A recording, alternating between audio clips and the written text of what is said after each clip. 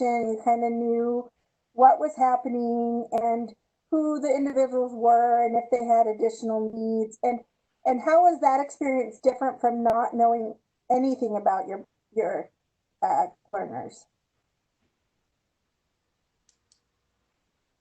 Florina says, we have many families whose first language isn't English, and we have to allow for more time for translation. Okay, so that's nice. That's good to know ahead of time. And of course, you have a translator there. If you didn't, that would definitely be challenging. So, on that reflection, these are some things when you know your learners, things that you can do to prepare. And when I'm talking, everything that I talk to about is in reference to disabilities more so than just population. So when you know your learners, and now my box is covering my PowerPoint. It doesn't show up Yeah, on the that's why I had to move it though so I could yeah, read it. we can't see that. Okay, good.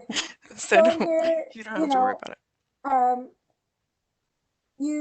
when you know ahead of time, you can prepare for individual needs of your learners. You can adapt and make changes to the class to work for everyone. Sometimes we need to arrange for additional help for learners who might need it. And often you'll better meet the needs of those attending your class. So some of the things, like if you're doing a conference, you can work off of some assumptions. So if you're at a conference for early childhood professionals, you can work off of the assumption that all these people probably work with children, have some knowledge of early childhood. I mean, you can work off some assumptions. The same can be said, it's very hard to assume that your parents know certain things. Besides how to keep little ones alive. I mean, some of those really basic ideas.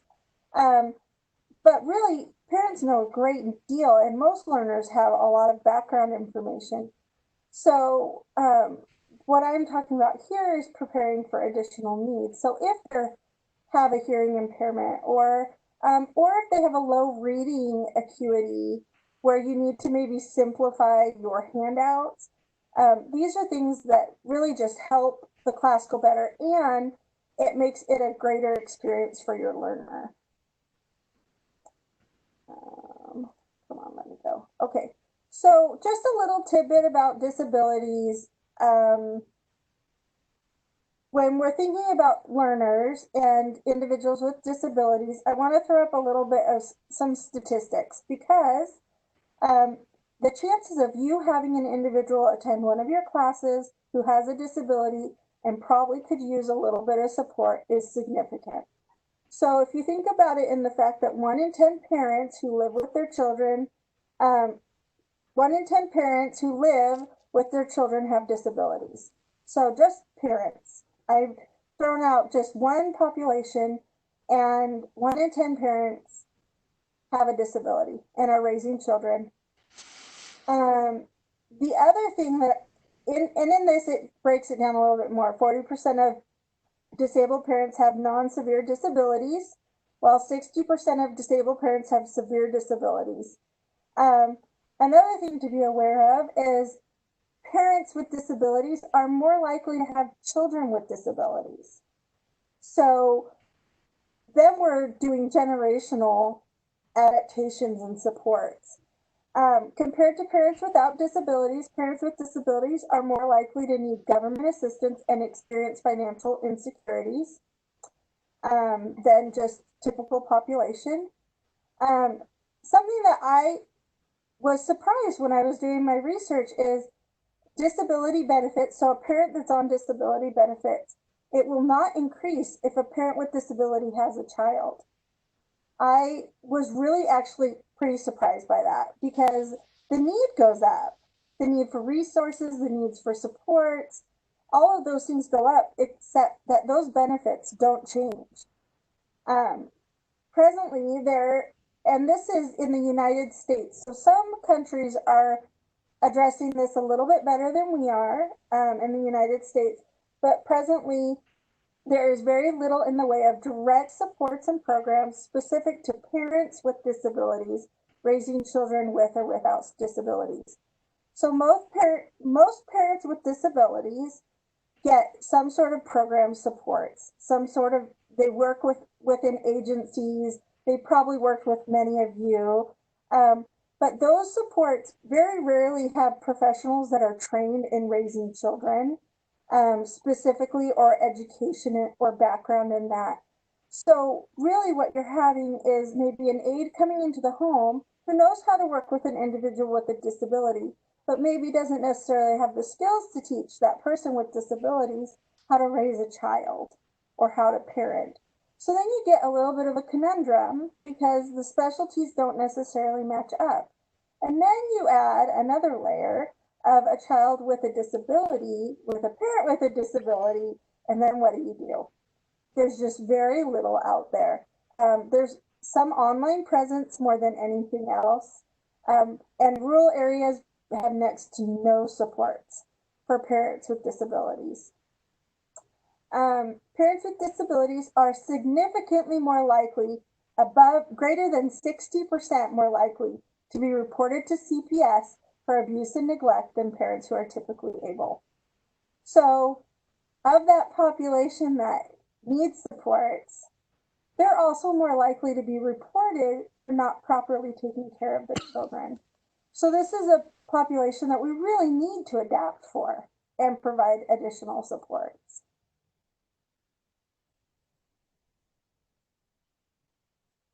Okay, it's not letting me, yes, there we go. Okay, so when we think about any class that you have, I kind of want to get a little idea. So it sounds like maybe one or two of you, a few of you are trained in strong curriculum. Are any of you trained in other programs or curriculums that maybe aren't adjusted or adapted for individuals with disabilities? Or that are? Let's see what people say in the chat, or feel free to speak up. Parents as teachers, nurturing parenting. And I think Parents as Teachers has, don't they have adaptations for parents with disabilities? Yes, that's what I thought. I'm not sure about the other curriculum because I'm not as familiar with it. Nurturing parenting? I don't know Yeah. either. I don't know if that one does. Anyone know? And of course, so I have to say, Yes. okay, Oh, wait. so like 75% of the time, most of the time, the curriculum that you teach, it's okay. Most of the time when you're teaching, it won't ever be a problem because individuals with disabilities often have already learned how to adapt to what's coming at them. Often. And will pick up exactly what they need to learn and will ask for clarification if they don't get their needs met. That being said, I have a learning disability myself, and there are times where I'm like, whoa, whoa, whoa, slow down, because I can't gather the information, but maybe often I'm too scared to speak up. So doing some of these adaptations without the request is considerate, especially if you know you're going to be working with a group of parents and if you've gotten any notes or forewarning that, hey, this parent's going to need some support with this, or this learner's going to need this. So things to really think about and really ponder is the audience, is what is their reading level? I have read a whole bunch of information just on literacy. I didn't realize that such a large population of adults presently, in society and working jobs and raising children, most of them have the equivalent of a seventh or eighth grade reading level. So it's like 30% of the population, which I thought was a ridiculously high number. I just never even thought about that.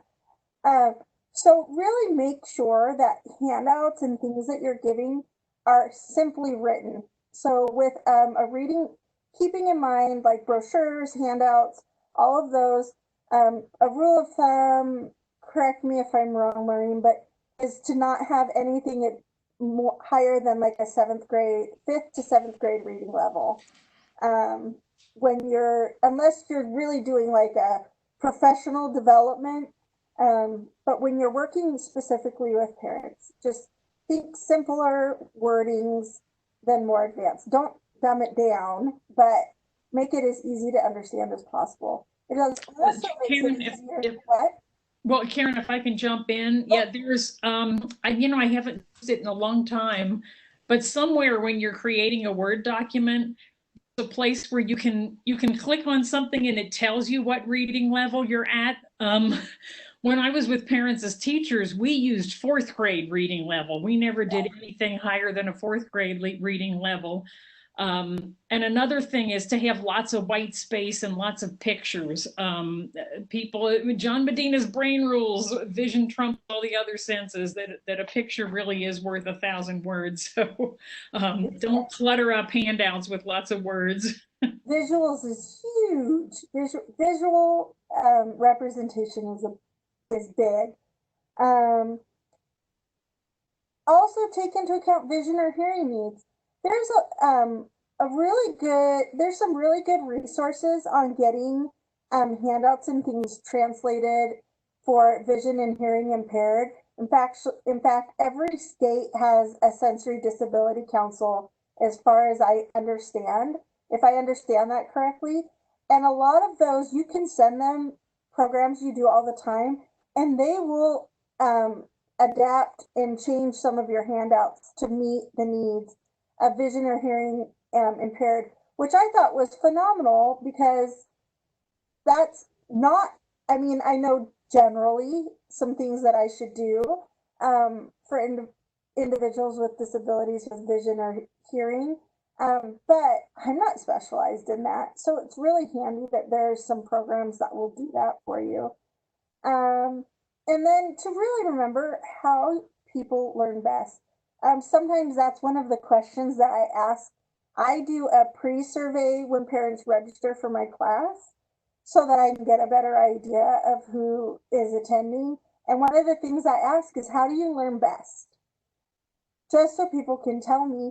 And I'll change up something I'm doing in my class to do that. Um, Things to really ask yourself: will your handout work? Is it simply written? Do you need more visuals? Is it really word heavy?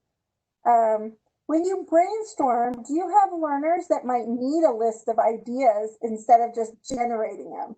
That's a really advanced cognitive ability to be able to brainstorm and retrieve or reflect on things that you're like, really, I need help with this. So, if you know that the learner might have some cognitive challenges, giving a list of things that they can look at, sometimes they'll surprise you and come up with something on their own, but just looking at examples can be so helpful. Um, know what kind of conversations you need to have. So maybe you need to break up in really small groups, or maybe a larger group discussion is going to go better. And then, is there individuals that might need more help?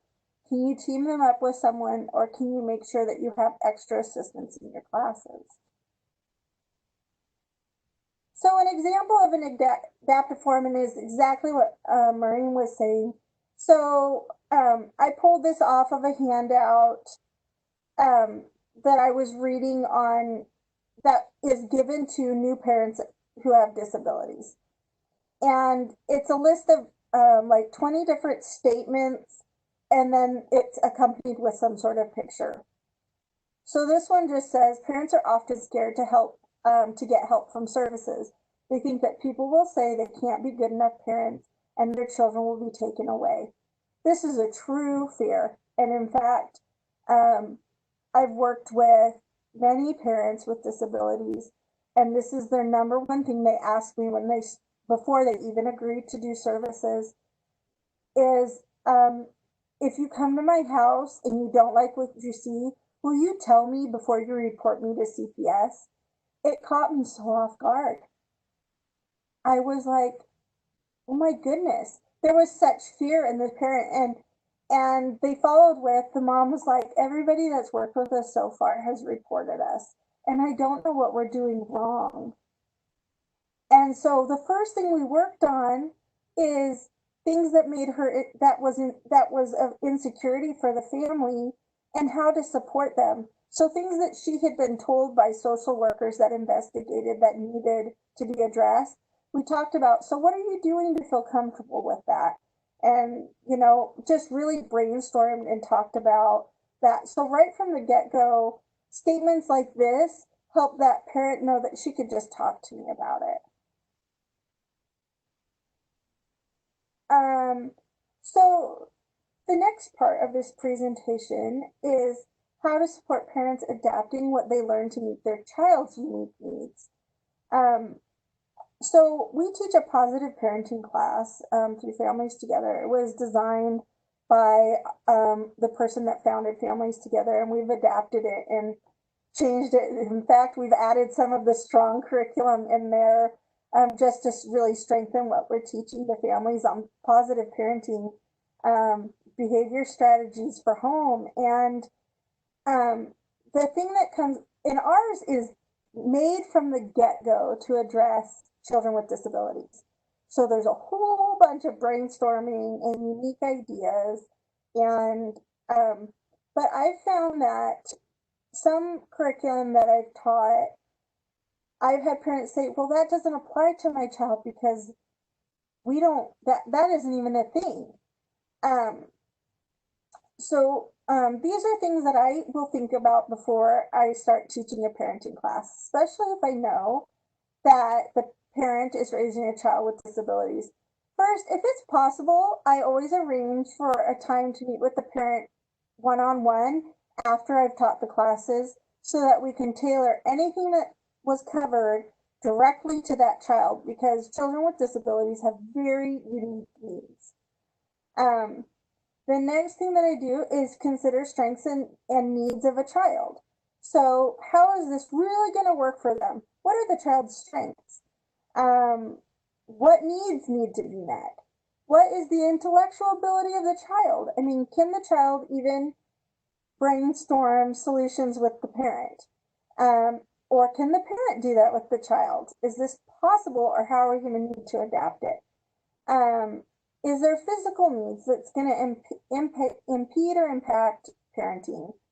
And then this is a huge one to me, and I often put it at the bottom, but it should be at the top. Is there a support system for the parent? Who else is going to be part of the plan? To me, this is pinnacle and such a big deal, because is it just one parent taking on the world of their child? And what does that look like for them? It's so challenging to raise children, and we have all heard the statement, it takes a village to raise a child.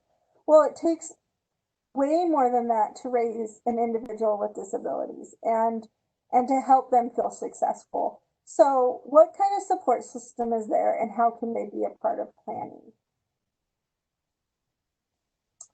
So I took, so from the strong curriculum, there's a lesson plan that's parenting that promotes peace. So I'm going to pull it over here, not my whole binder, but the idea. And I'm going to summarize it for those that don't have it, but it's in chapter 5 under 237. And this is really that emphasis of teaching development to parents and providing parents with the tools they need to be successful. And this one really talks about parent effective training, or PET, and what this win-win parenting style. And it goes through who wins, and we talk about parenting. What parenting style are you? And there's some teaching about the different parenting styles that are out there. So authoritarian, permissive, and then win-win parenting. And you kind of go over that. And then there's this activity in there. And it's a wonderful activity. I love teaching with examples. But there's this activity on role playing. So what you do is you have two parents get up, or two people in your class get up, and they role play out these scenarios. And there's 3 different role plays, and what you do is you do all 3 scenarios, and then you discuss which one fits each after you've handed out this handout on the 3 different kinds of parent, authoritarian, permissive, and win-win.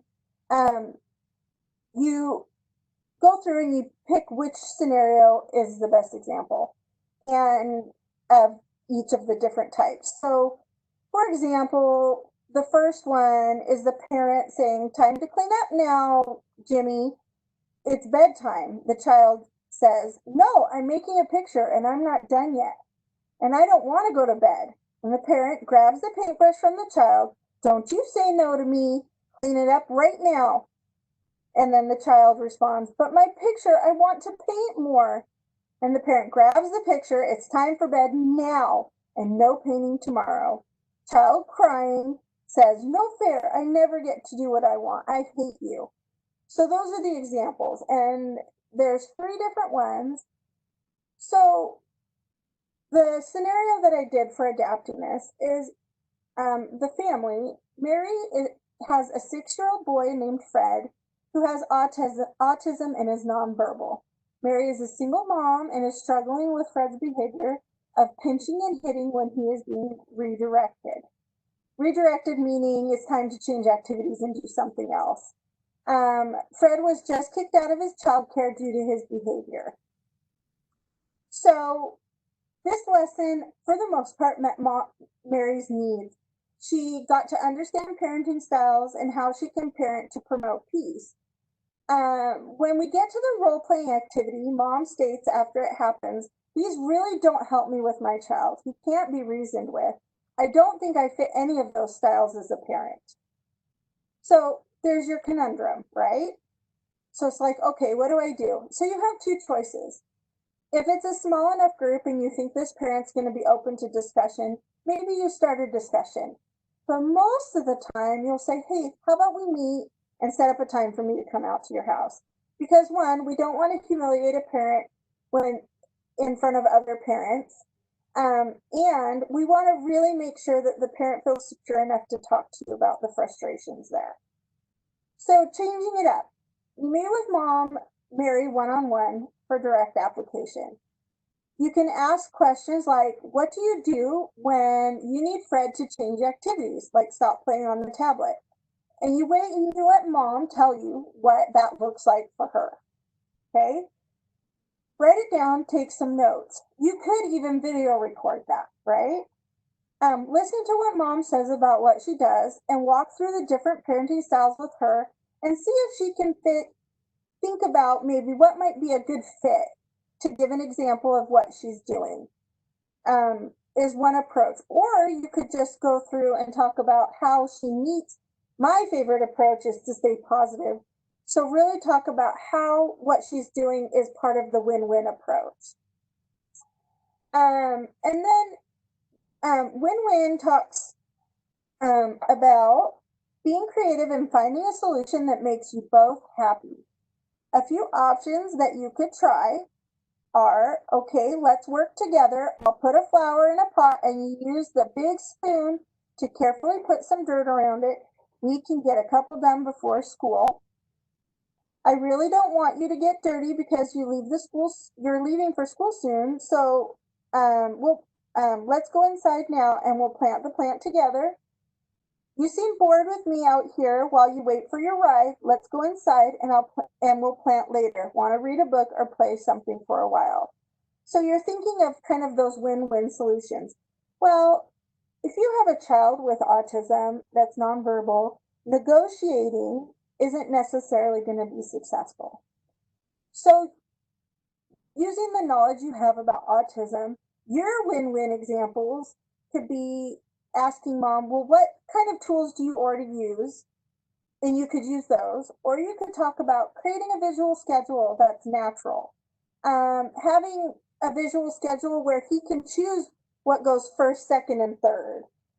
Maybe using a visual timer so we can see this is when the bus is going to be here. And we have all this extra time, so maybe we go inside and do something else for a minute. So how do you adjust it and adapt it to meet that child's unique needs? And that's kind of what this would look like. Is there any questions so far?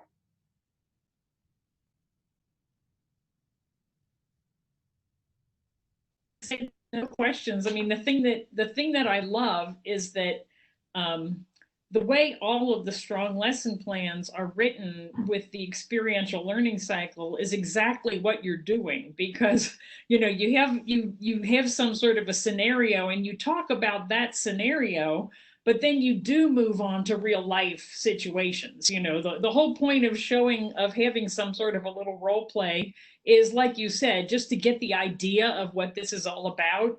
And now we bring it out into the real world and apply it. And so I love I'm writing furiously here, writing down all of your adaptations. And the other thing, not that this is a strong promotion, but I think it should be, one of the things that I love, I am trained in 5 different curriculums, and this curriculum, the reason I love it is it's so adaptable, and it's in a notebook. So I put notes in when I change my curriculum and when I've made adaptations to work for the group that I'm pitching with. Because when I go back to teach it again, I can be like, oh, look what else I did. Also, something that we're incorporating in is surveys, asking parents, what did you get from that class and did it meet your needs? So then we can also adjust and make sure we're focusing on all the right points. It's a very powerful thing. It's a very powerful tool, and it's very adaptable, which is wonderful.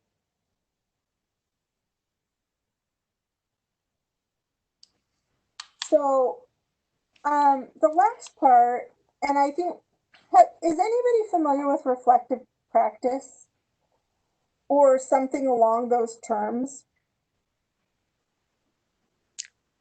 Maureen's raising her hand, but Okay.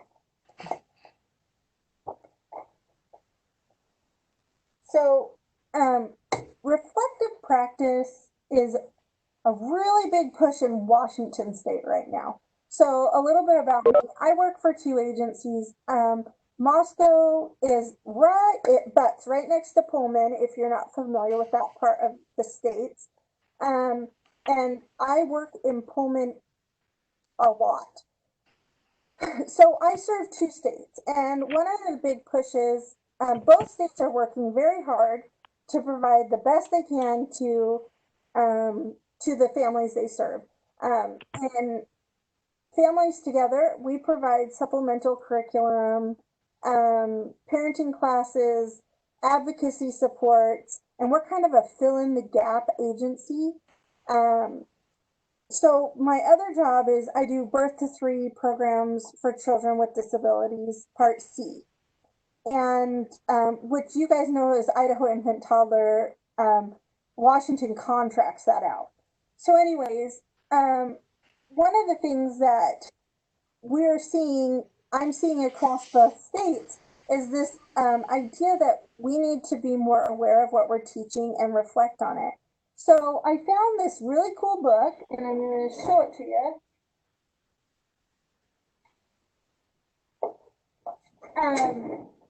It is nice. This talks more about leadership, reflective practice and leadership. And I can send a link. I can send the information to Taryn if she wants to share that. But there's a lot I have taken from that book and used it as a reflective practice for all the other things I teach. Another thing that if you do the strong training, we talk a lot about a reflective cycle of is how you serve families, and that we're always looking at, are we meeting all of those needs? So these are important practices to be doing. So I always have a set of questions after I finish a class that I kind of re-review my goals and think, did I do that? So when I'm done teaching a class, I ask myself, what worked. Did the handouts and activities work? And I make notes. I'll write them right on there in the curriculum sometimes. I'll look at, are my visuals helpful? One thing that I learned really quickly from one of the classes that I taught is we always gave the parents the PowerPoints with the little slot notes that you can write on the side, and it has like 3 or 4 of the PowerPoints. Well, I had several parents, and the first couple times I taught it, go, this writing is just really small, and I can't even see what I'm supposed to be writing notes on. I never even thought about that, and that was just typical. I mean, this is just typical learners, and I found out that my visuals weren't helpful because they couldn't read it. So I adjusted and changed what I was handing out. When you do brainstorming activities, really be mindful of all the learners in your group. I found the more I work with families, the more it's helpful to have like a sample idea to get the creative juices flowing. The role playing is really good for that too, but really some good concrete examples before you jump into a brainstorm.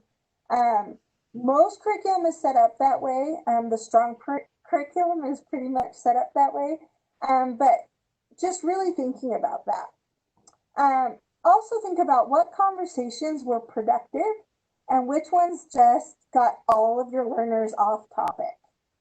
Because you want it to be valuable and rich. And then also, what are maybe some more resources you need? So, like I said, reach out to some of those resources. Some of them are national and you can find them online, and they'll help review and look at your handouts and tell you if they're appropriate. Look for those resources. I didn't originally start with special education, but as a parent with child with disabilities and then having my own learning disabilities, I started seeing that not everything fit the way I was learning, so it must not work for everybody else too. And so I started taking classes, even though at the time it wasn't even my major. I took classes on special education and just kind of learned how do you adjust things. I've also taken webinars that just talk about adaptations because it's just going to open and expand your mind of what could be helpful. So always reflect on what you teach, and if you have somebody you work with that you can talk through it with, that's even better. The best conversations that I've ever had are just somebody else asking questions and me talking myself through it. Any questions? Just put any questions you have in the chat box or feel free to unmute yourself.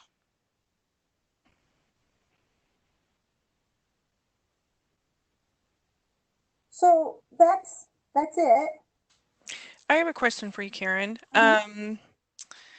So as everyone knows, we're in the middle of this big pandemic. And almost everyone who provides services to families, yeah, there's a lot of concrete supports that folks are doing, but they're attempting to move like parenting classes and whatnot online. Do you think that there's an additional challenge when working with individuals with disabilities to moving things online? And like, what are some examples of some of that, if so? So I do feel like there's additional challenges. I think the biggest one that we have is think about all those buttons and knobs. And of course, if I hand my iPad to a 5-year-old, they can figure out in like 2 seconds. But sometimes it takes me a little while to figure out how my tablet works or how my laptop or how to use Zoom or WebEx, all those things. And we're expecting parents that aren't in the technology field, and then we're talking about parents that might have disabilities, to work these programs. So one of the things that I found, we have a couple families that I basically got on a phone call with and talked them through. I pulled the program up in front of me because I don't have that good a memory. And I walked them through the steps. I also did a visual steps of how to engage a webinar, like how to click on the link. I did it specific for Zoom, but you can do it with anyone. How to join a meeting. Cisco's WebEx is really nice and user friendly, and they don't make you add in certain passwords and stuff like that, so that's helpful. But really, just taking the time um, to know and to be able to guide people through that step at a time, because we really are moving in that direction, and we need to do some trainings on just how to use technology. I think the other thing to know is a lot of people, sometimes I'm one of them, uh, have a very hard time to listen to 1 and 2 and 3 hour trainings when they're in their house and maybe their kids are running around, or maybe they also have their phone in hand. So distractibility factor is huge. Hey, I'm one of them too. Yeah. So also talking, preparing to attend a webinar and coming up with a strategy for the parent to prepare themselves. So what does that look like? Do they play it later and watch it while their children are sleeping? Would that be the best learning environment? And kind of talking through some of those. And then the other thing, that follow up. So the one thing that I have found is I've lost the personal touch now that we've gone digital. And I imagine a lot of you have found the same thing, that um, families that I'm just now starting services with, I feel like I don't know them, because all I see is their face and a little piece of their house, if they let me see that. And I'm only hearing what they tell me. But when I go in and I work in a house, I'm not assessing the house to determine how messy it is or what's wrong with the situation, but I am getting a feel for the person. The art on the walls tells me about them, the toys on the floor, that there's dirty dishes in the sink, but they're playing with their kids. These are all things that really tell me so much, and I don't get to see it anymore. And I don't know how to meet that need. I've had some parents where they video recorded themselves playing with their child just so I could see what that looked like. So that worked, but it's really truly like this trial and error of what's the best approach.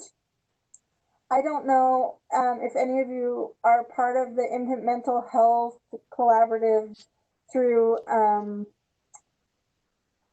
what is it called? Now I'm blanking out. Through Georgetown, and they've been doing a whole bunch of trainings on how do you meet the emotional needs of parents right now. And some of the stuff they bring up. So the first one I watched made me feel better as a parent, like right off the bat, because the lady, she's like, just if it's too hard and you're stressing you and your kids out, just don't do it. Just tell your teachers you're not going to do that. It's not going to work for you. And she really truly was like, there's enough going on in the world. And the emphasis of her whole training that she did was that you don't need to put more on yourself when you're already worried about, how am I going to pay rent? How am I going to meet the food needs of my child? How am I going to work while there's no childcare? All those things. But sorry, I just saw the one. No. Yeah, Florina says there's definitely a big difference in meeting online versus in person. Even though we don't visit homes, it still seems more difficult to get to know the families better when we don't have meal time and a few minutes before and after group to know the families. So kind of echoing what you said, and they have so that the informal chat and rapport building that you have like in those between times is like so important, and we're all kind of missing it right now. Well, and I Karen, remember. could I jump in, Karen? Yep. Jane and I just did our very first Train the Trainer event with 12, well, there were 12 of us on the screen all together in Vermont. And we did this last week. It went remarkably well. Much better than I expected it to. A few things we did Jane started out every day with a big screen that said "You do you," and we told everybody, do whatever you need to take care of yourself. We did 2 hour chunks each day with an hour break in between, and I think that was helpful. We actually did a grounding exercise every day. I mean, we had everybody sit, and we had them closing their eyes, and Jane walked them through a little meditation.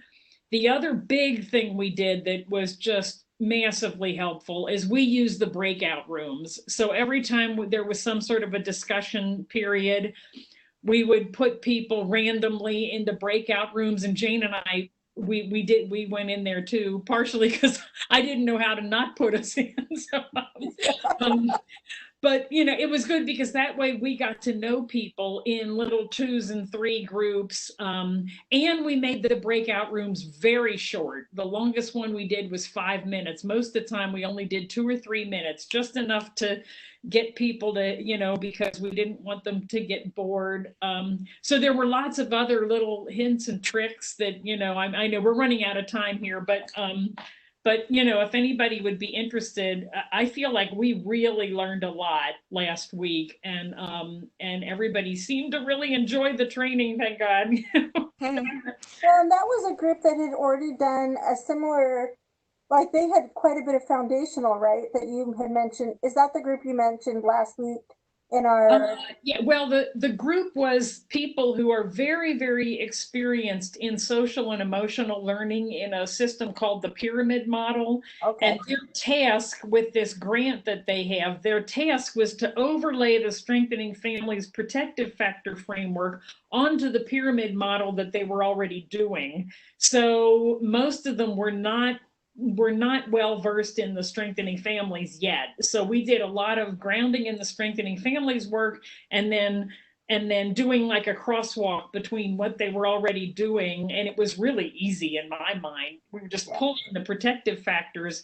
out of the work they were already doing, and it all matches up perfectly. So that was their task. So this is a pilot program, and it might go out to the whole state of Vermont if they do well in the next 6 or 8 months.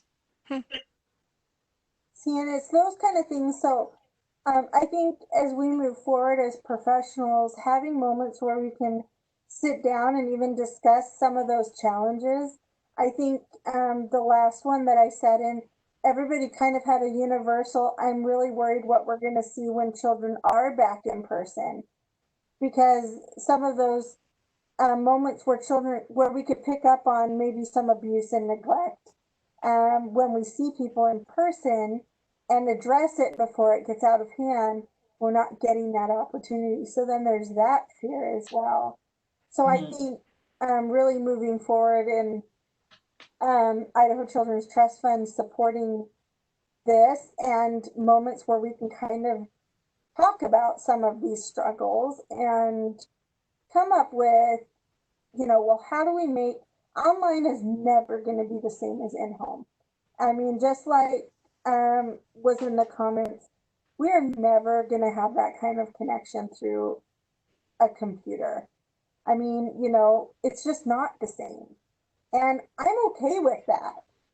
I would much rather us be healthy and safe for now, and this is kind of the new norm, but how do we meet that need? It's a great question, and I wish I had all the answers, but I seriously make up most of it as I go. I think a lot of us are sort of winging it through this particular crisis. Yeah, well, and the more we move forward, the more I'm seeing that we're really never going to go back to the old normal. We're not. We're not. A lot of things have changed, and there's so much, so much. I don't even know where to start. There's so much coming at us. As professionals, I mean, we're hearing that we might never fully go back to being in homes for my other job. And I'm like, are you kidding? Like, how are we going to do physical therapy without going into a house? It's possible, I'm sure, but so many things to consider. So yeah, as moving forward, I think just breakout groups where we can sit down even in smaller groups and talk through some of this would probably be helpful. Absolutely. Well, I want to be respectful of people's time. So if anyone else has any burning questions for Karen, I mean, I think there's more to say on this subject, and maybe we can address it in future webinars or get together, maybe as in regional hubs, or we'll continue the conversation, I'm sure. Yeah, I'd like to say thanks, Karen. And Karen, I'd love to talk more because I would like to, I really see this as being like a little section that we could add to the resource section of the Strong book.